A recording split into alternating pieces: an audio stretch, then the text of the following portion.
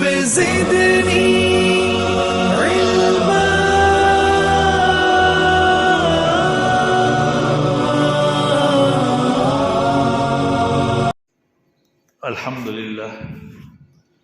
الحمد لله وكفى وسلام على عباده الذين اصطفى وصلي وسلم على حبيبنا المجتبى وعلى آله وصحبه نجوم الهدى وقادة التقى. أما بعد فأعوذ بالله من الشيطان الرجيم. بسم الله الرحمن الرحيم. إن صلاة الفجر كان مشهودا.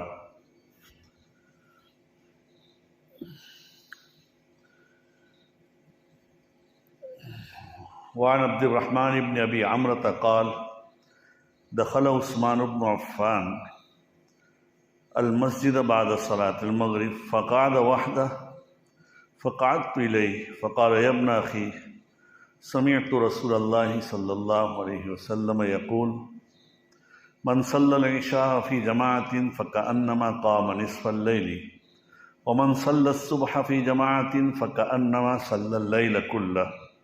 رواہ مسلم. وعن جندب بن عبد الله رضي الله تعالى عنه يقول قال رسول الله صلى الله عليه وسلم من صلى الصبح فهو في ذمة الله فلا يطلبنكم الله من ذمته بشيء فيدركه فيكبه في نار جهنم. رواہ مسلم. صدق اللہ مولانا العظیم وصدق رسولہ النبی الکریم. بزرگان محترم، میں آج ایک ایسی کوتاہی کی طرف متوجہ کرنا چاہتا ہوں جو امت میں عمومی طور پر پائی جاتی ہے. دیکھیے، کل قیامت کے دن سب سے پہلے جو پوچھتاچھ ہوگی وہ نمازوں کی ہوگی. روز محشر کی جان گداز بوت اول پرشش نماز بوت. ایک روایت میں یہ بھی آیا ہے کہ نمازوں کی پوچھتاچھ ہوگی اور وہ ٹھیک ہے تو مابقی اعمال بھی ایسے ہی. اس میں کچھ کمی ہے تو نوافل اور سنتوں کو پڑھا ہے آدمی نے، اس کے ذریعے حق تعالیٰ شانہ اپنے فضل و کرم سے اس کمی کو پور فرمائیں گے. بہرحال نماز بہت اہمیت کا حامل ہے. شروع میں حق تعالیٰ شانہ نے 50 نمازیں فرض کی تھی اور اللہ کے رسول صلی اللہ علیہ وسلم کے بار بار درخواست کرنے پر اور حضرت موسیٰ علیہ نبینا علیہ السلام نے نبی اکرم صلی اللہ علیہ وسلم سے فرمایا کہ آپ اللہ تعالیٰ کے بارگاہ میں جائیے اور درخواست کیجئے کہ کچھ کمی کریں. ان امتی لا تطیق ذلک، میری امت میں اس کو برداشت کرنے کی طاقت نہیں ہے، اس لیے اس میں کم کیجئے. تو کم کرتے کرتے 5 نمازیں ہو گئی. پھر اللہ کے رسول جب آگے بڑھیں صلی اللہ علیہ وسلم، میں مختصر کرتا ہوں، روایت بہت طویل ہے، تو آواز آئی کہ یہ ہے تو 5 لیکن ادا کرنے میں 5 ہے، ثواب میں 50 کے برابر ہوگا. اگر کوئی آدمی 5 نمازیں پڑھ لے تو 50 نمازوں کا اس کو ثواب ملے گا. اللہ میاں کیا ہے، 1 نماز کا 10 گنا ثواب ملے گا. تو میں جو کہہ رہا تھا یہ اس بات کو کہہ رہا تھا کہ آج امت میں ہم دیکھتے ہیں جمعہ میں یا مغرب عشاء میں ہمارے ہاں کتنے مصلی ہوتے ہیں، بہت زیادہ، تقریباً مسجدیں بھر جاتی ہیں عامتاً. لیکن فجر کے اگر اندر دیکھیں تو بعض مرتبہ جب جماعت کھڑی ہوتی ہے تو 2-3 آدمی ہوتے ہیں. کبھی تو امام اور ممکن ہے بعض جگہوں پر صرف مؤذن ہو اور کوئی بھی نہ ہو، اور بعد میں بڑھتے بڑھتے 1-1.5 صف ہو جاتی. یہ بہت بڑی کوتاہی ہے. حالانکہ نماز اتنی اہمیت کی حامل ہے اور فجر کی نماز تو اتنی اہمیت کی حامل ہے حدیث پاک میں، بلکہ قرآن اور احادیث کی روشنی میں اور حدیث سے معلوم ہوتا ہے کہ دنیا میں سب سے پہلے کون سی نماز ادا ہوئی؟ یہ ایک سوال ہے۔ دنیا میں سب سے پہلے کون سی نماز ہوئی جو انسانوں نے ادا کی ہو؟ اس سے پہلے دنیا میں انسانوں کے آنے سے پہلے دنیا میں جنات لوگ بھی آباد رہتے، پوری دنیا پر ان کا قبضہ تھا، لیکن اور ابلیس لعین نے تو دنیا کے کونے کونے میں نماز پڑھی ہے، عبادت کی ہے، لیکن اللہ کی نافرمانی کی بنا پر وہ اللہ کی دربار سے بھگایا گیا۔ اب دنیا میں سب سے پہلے کون سی نماز؟ تو آپ کو معلوم ہونا چاہیے کہ سب سے پہلے جب حضرت آدم علیہ السلام کو حق تعالی شانہ نے جب جنت میں پیدا کیا، اور اس کے بعد ان کی پسلی سے حضرت حوا علیہ السلام کو پیدا فرمانے کے بعد ان کو دنیا میں جنت میں رکھا گیا اور کہا گیا لا تقربا هذه الشجرہ، جنت کی ساری نعمتوں سے تم فائدہ اٹھاؤ لیکن اس درخت کے قریب مت جانا، اس کو قریب بھی مت جانا، یہ فرمایا۔ کھانا تو درکنار دور کی بات ہے،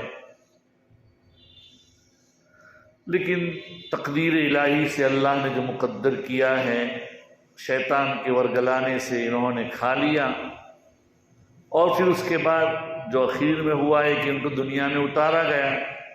حضرت حوا کو الگ جگہ پر جو آج کل کا جدہ یا جدہ کہلاتا ہے وہاں، اور حضرت آدم علیہ السلام کو یہاں ہندوستان میں جو متحدہ ہندوستان تھا، اب تو وہ سری لنکا کا حصہ ہے، اس کی ایک پہاڑی پر اتارا گیا۔ جب اتارا گیا تو اس وقت رات کا اندھیرا تھا، بہت گھٹا ٹوپ تاریکی تھی۔ حضرت آدم علیہ السلام یہ سمجھے کہ دنیا ایسی اتنی گھٹا ٹوپ تاریکی والی ہے، اور اپنے معصیت کی بنا پر اپنے سے جو غلطی ہوئی تھی اس سے روتے رہے، اللہ سے مانگتے رہے۔ دھیرے دھیرے جو فجر کی پو پھٹی ہے اور صبح صادق ہوئی ہے، اجالا ہوا ہے، تو اس اجالے کی اللہ تعالیٰ نے جو اجالا دیا ہے اس کے شکریے میں 2 رکعت حضرت آدم علیہ السلام نے پڑھی۔ یہ فجر کی نماز ہے، سب سے پہلے پڑھی جانے والی، یہ سب سے پہلی نماز۔ اس نماز کے بارے میں ہم کوتاہی کرتے ہیں۔ میں نے آپ کے سامنے حدیث پاک تلاوت کی۔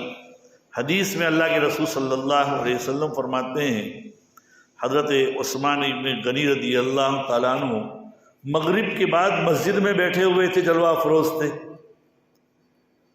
تو وہاں ایک اور ہے عبد الرحمن ابن ابو عمرہ، ایک تابعی وہ تھے، کہا کہ اے بھتیجے، ان کے پاس جا کر یہ بھی بیٹھ گئے، تو حضرت عثمان نے عبد الرحمن ابن ابو عمرہ سے کہا ارے بھتیجے، میں نے اللہ کے رسول صلی اللہ علیہ وسلم کو فرماتے ہوئے سنا ہے، جو عشاء کی نماز باجماعت پڑھیں گویا کہ آدھی رات عبادت کی ہے اس نے، اور جو فجر کی نماز باجماعت پڑھیں تو گویا کہ اس نے پوری رات عبادت کی ہے، اس کا ثواب ملے گا۔ یہ اس کا ثواب ہے، پوری رات کی عبادت کا ثواب۔ تو فجر کی یہ ذمہ داری، فجر کے اندر اتنا، اب آپ دیکھیے کتنا وقت جاتا ہے ہمارا فجر کی نماز میں۔ اگر آدمی اٹھے اور اٹھنے کے بعد، ایک جوان آدمی ہے، اٹھنے کے بعد اپنے ضروریات سے فارغ ہونے کے بعد اگر مسجد میں آئے تو 15 منٹ یہ لگیں گے اور 10-15 منٹ نماز کے ہوں گے، زیادہ سے زیادہ آدھا گھنٹہ لگے گا، اور صبح میں دیر لگتی ہے، رات میں تو اتنی دیر ہوتی نہیں۔ عشاء کی نماز میں ہم لوگ تو فارغ ہی ہوتے ہیں، تو وہ 15-20 منٹ، اگر کوئی آدمی پون گھنٹہ یا اس سے کچھ کم و بیش منٹ لگا دیں تو اس کو پوری کی پوری رات کا عبادت کا ثواب ملتا ہے۔ یہ تو حدیث کی فضیلت ہے۔ اور روایت میں یہ بھی ہے، جو میں نے دوسری روایت تلاوت کی، حضرت جندب بن عبداللہ رضی اللہ تعالیٰ عنہ فرماتے ہیں، میں نے اللہ کے رسول صلی اللہ علیہ وسلم کو فرماتے ہوئے سنا، جو فجر کی نماز پڑھیں وہ اللہ کے ذمے میں، اللہ تعالیٰ کی حفظ و امان میں، اللہ تعالیٰ کی نگرانی میں ہیں، اس لیے لوگوں کو خطاب کیا جا رہا ہے، لوگوں کو اعلان کر کے بتلایا جاتا ہے کہ دیکھیے فَلَا يَطْلُبَنَّكُمُ اللَّهُ مِن ذِمَّتِهِ بِشَيْءٍ، اللہ اپنے ذمے کے بارے میں تمہیں کچھ بھی نہ پوچھے، یعنی جو لوگ فجر کی نماز پڑھتے ہیں ان کو چھیڑو مت، کل قیامت کے دن اللہ تعالیٰ تمہیں کیا پوچھ کرے گا، اور اللہ اپنے ذمے کے بارے میں کسی کو پوچھے گا اس کے دبوچ لے گا اور دبوچ کر جہنم میں ڈال دے گا۔ یہ اس کی حفاظت کا وعدہ ہے اللہ کی طرف سے۔ عزیز و دوستو، یہ بڑی فضیلت کی بات ہے، تو ان چیزوں کو بھی ہمیں حاصل کرنا چاہیے۔ اس لیے بھائی فجر کی نماز کی بڑی اہمیت ہے، بڑے دکھ کی بات ہے کہ امت میں فجر کی نماز اندازے کے اعتبار سے 10-15% لوگ بھی مجموعی طور پر نہیں پڑھتے۔ مجموعی طور پر آپ انداز لگائیں تو 10-15%، اور اس میں ماں بہنوں کی زیادہ کوتاہی ہوتی ہے، خاص کر کے جب گرمی کا موسم ہوتا ہے تو آدمی کو، اور اس میں سب سے کیا بڑی بات ہے کہ بھئی رات کو ہم دیر سے سونے کے عادی ہو گئے۔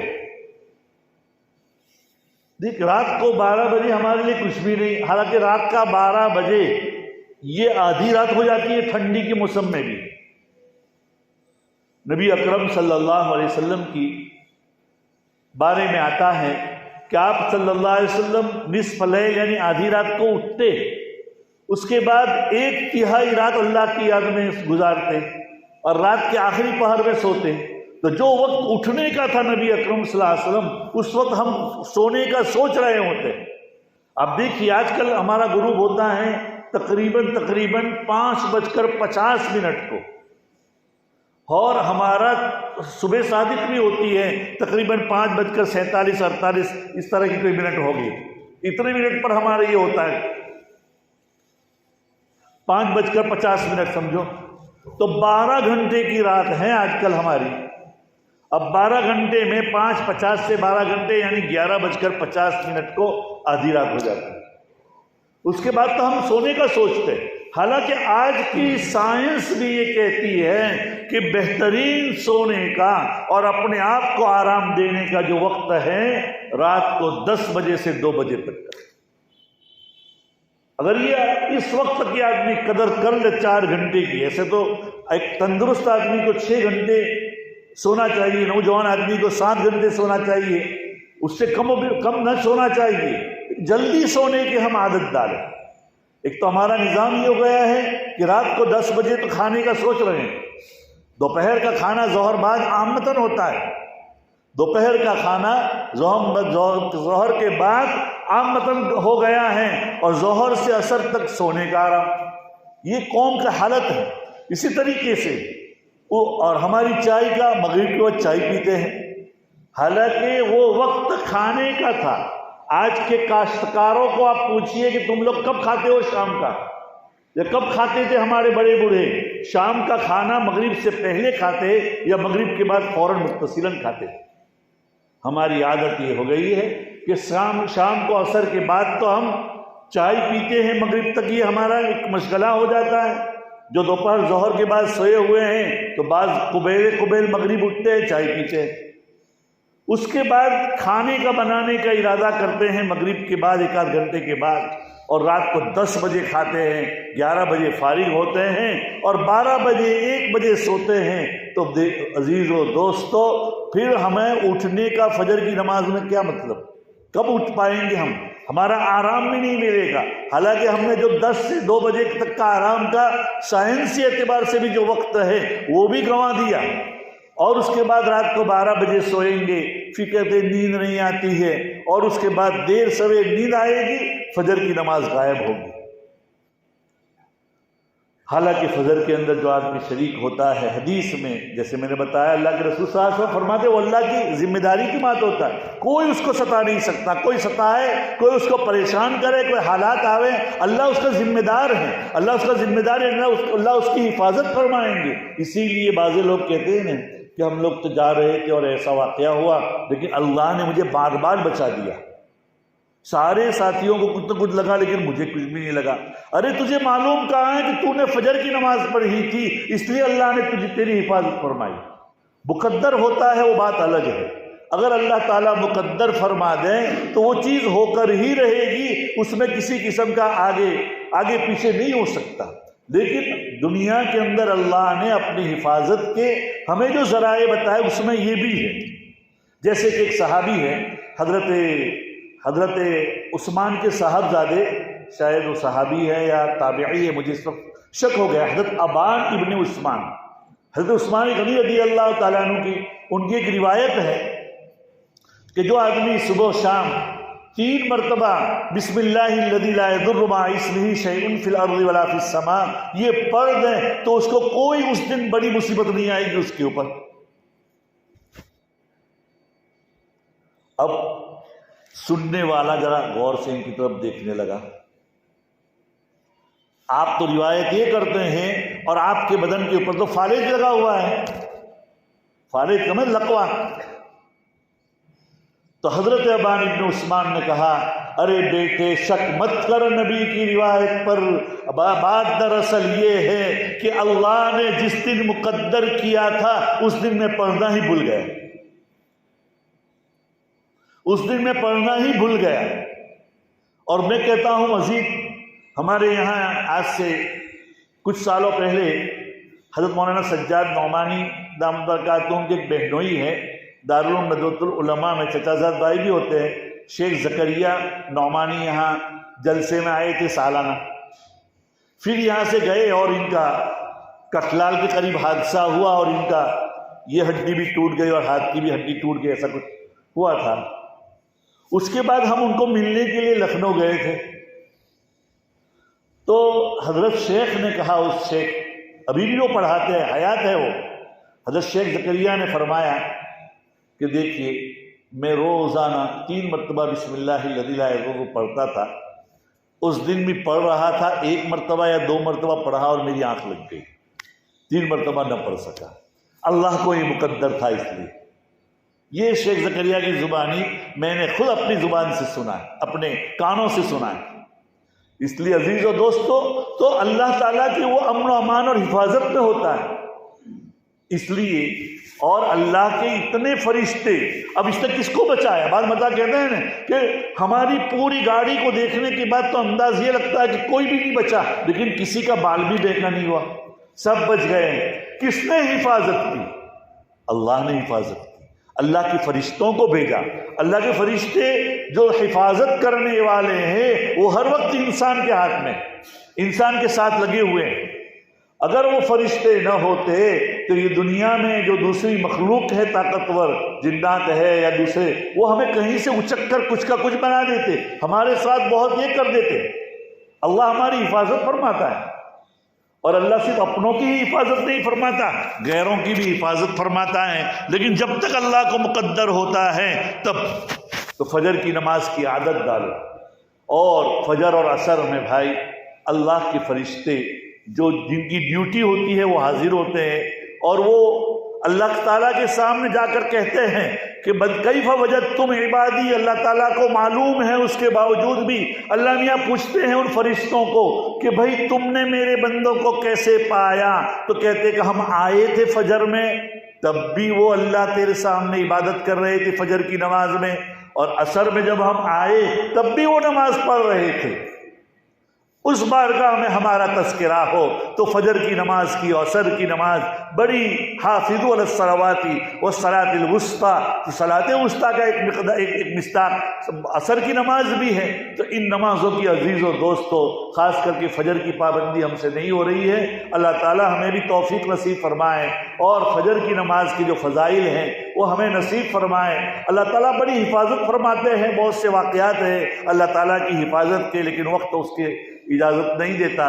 وآخر دعوانا ان الحمد للہ رب العالمین۔